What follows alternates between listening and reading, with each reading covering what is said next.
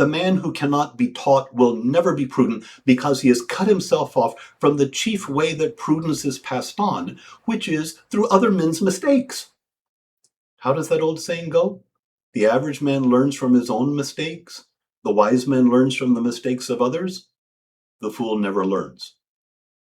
So action, reflection, and counsel. That's how prudence is formed.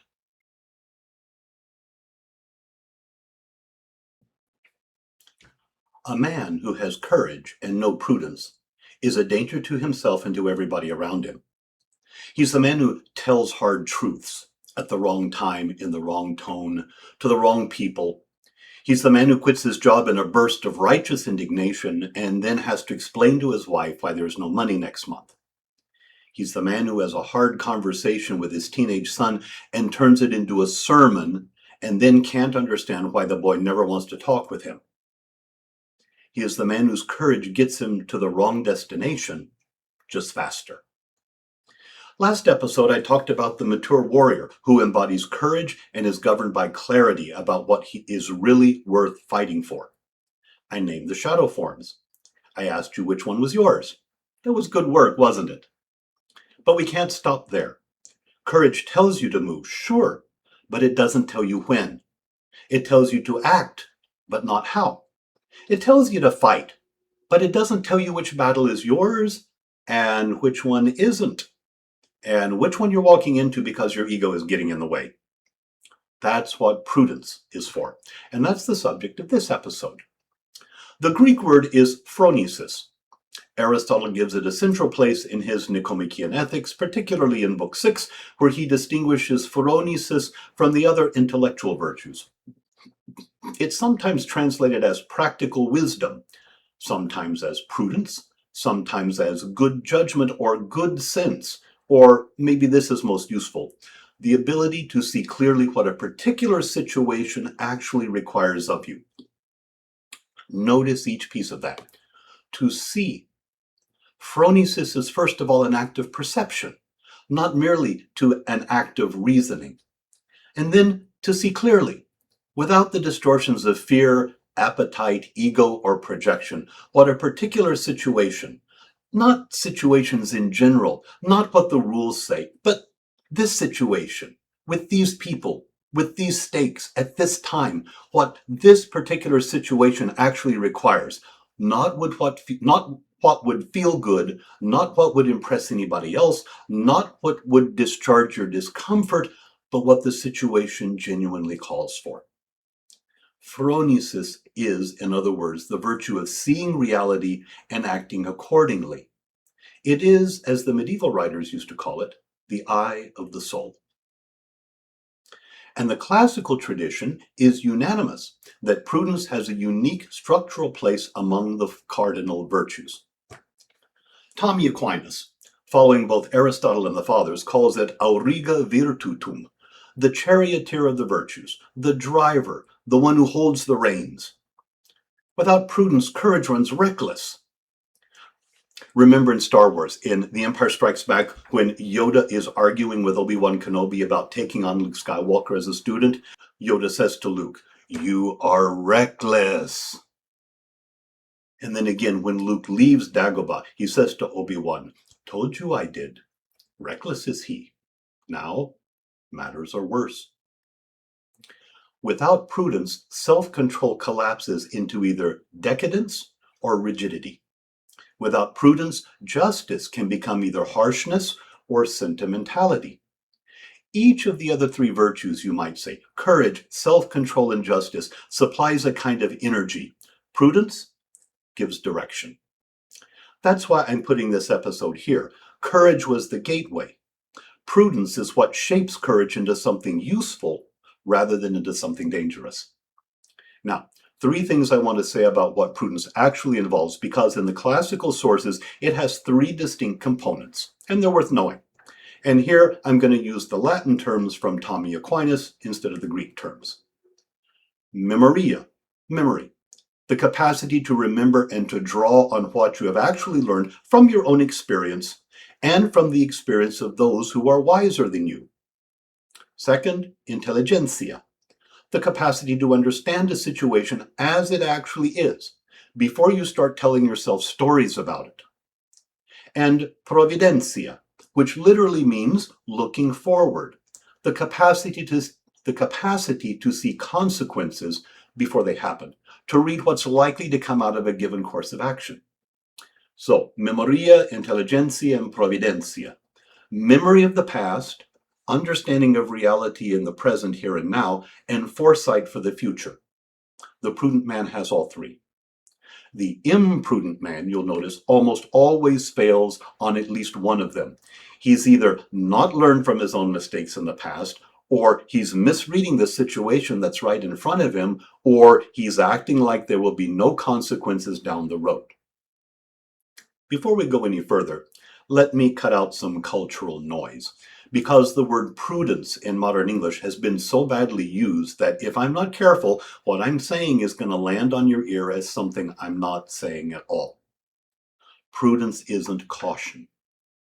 The cautious man is not the prudent man. The cautious man is the man whose default mode is no, whose default temperature is cold, whose default posture is to figure out what all could go wrong and then decide on that. He calls himself prudent. He is very often just scared. And we already talked about that when we talked about courage. Prudence sometimes urges caution, for sure, but caution is not its essence. Sometimes, and the fathers and Aristotle both insist on this, prudence demands of us bold action.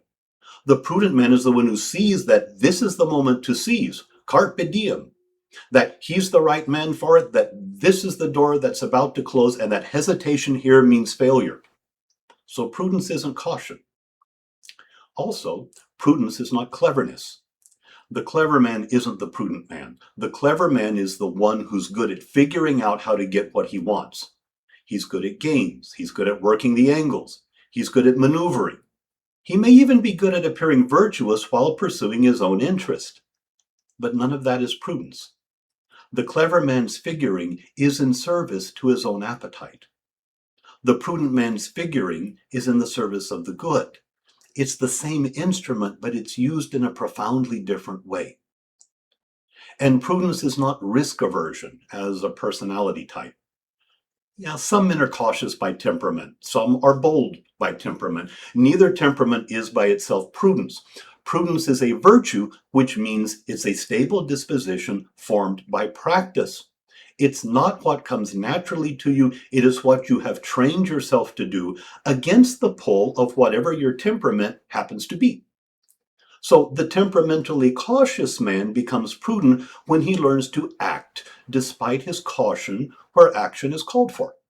And the temperamentally bold man becomes prudent when he learns to hold his fire in spite of his boldness, where holding fire is what's called for. It's the same virtue, but opposite movements depending on the man. Now, the question every man should be asking at this point in the episode is, how do I get more of it? And here's where the classical answer is genuinely different from what the self-help world would tell you. The classical answer is not read more books. It's not take more time before deciding. The classical answer is act. Then think about what you did, and then submit your thinking to someone who's wiser than you. 3 things then.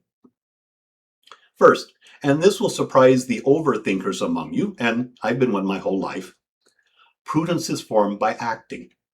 You will not develop the eye of the soul by sitting and contemplating the decisions you need to make. You will develop it by making decisions, watching what happens, and learning from the result. Aristotle is very firm on this point. We become just by doing just things, we become brave by doing brave things, and we become prudent by exercising practical judgment. The virtue is formed in the doing, not in thinking about the doing. The man who's waiting to be prudent enough to act will never become prudent because formation only happens in the action. As I frequently put it in my coaching practice, you need to set out on the path and then course correct along the way, because until you start, you have no data to work with. Second, prudence is formed by reflecting on what your action actually produced. The unexamined life, Socrates was right, isn't worth much. And one of the specific reasons it isn't worth much is that the man who never looks back at his own decisions never learns from them. He keeps doing the same things over and over again and keeps getting the same results, and he's still mystified that the world is the way that it is. The reflective man becomes prudent over time because he's actually building an internal library out of his own experience. This kind of move got this kind of result.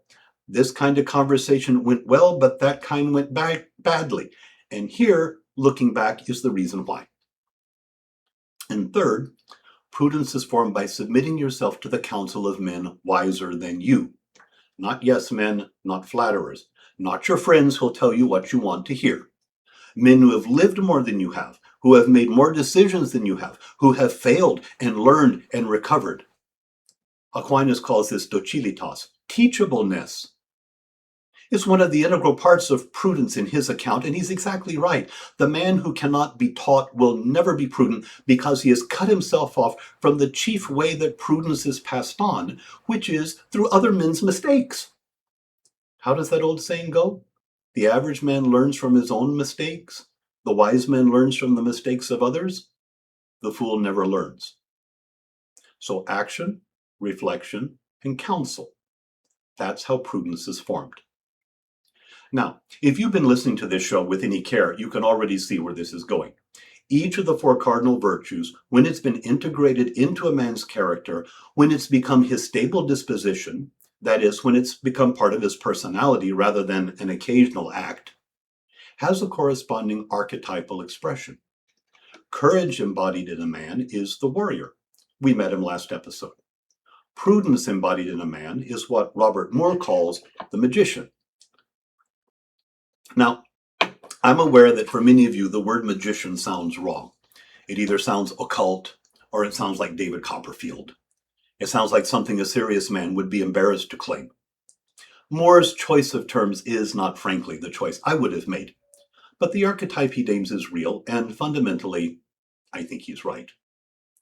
The magician, in Moore's account, is the man of knowledge, the man who sees, the man who has gained mastery over some domain and uses that mastery in the service of others. So think of technological expertise, a healer, a teacher, a mentor, a pastor, a skilled craftsman or programmer. The wise older man in any field whose presence in a room changes what's possible because he sees what nobody else sees. Phronesis made visible, the eye of the soul embodied in a particular man applied to a particular field deployed in the service of a particular community. Next episode, we'll meet him properly. We'll talk about what the mature magician is, what his bipolar shadow forms are, and yeah, there are two of them, just as there were two for the warrior, because Moore's system is consistent on this point, and because Aristotle was right about it long before Moore, and how a man recognizes the magician energy he already has access to, but has not yet learned to wield. One practice for the week. At the end of each day this week, take 3 minutes, no more, and not at your desk, and ask yourself a single question about the most consequential decision you made that day. The question is, looking back on it now, was I seeing the situation clearly, or was something else, fear, appetite, ego, the desire to look a certain way, driving the way I read it? 3 minutes, one question, the most consequential decision of the day. That practice, sustained, is the active ingredient in the formation of prudence. It's the reflection step that I just described, made into a daily habit. It's what's often called in the military and in the self-development world the after-action review.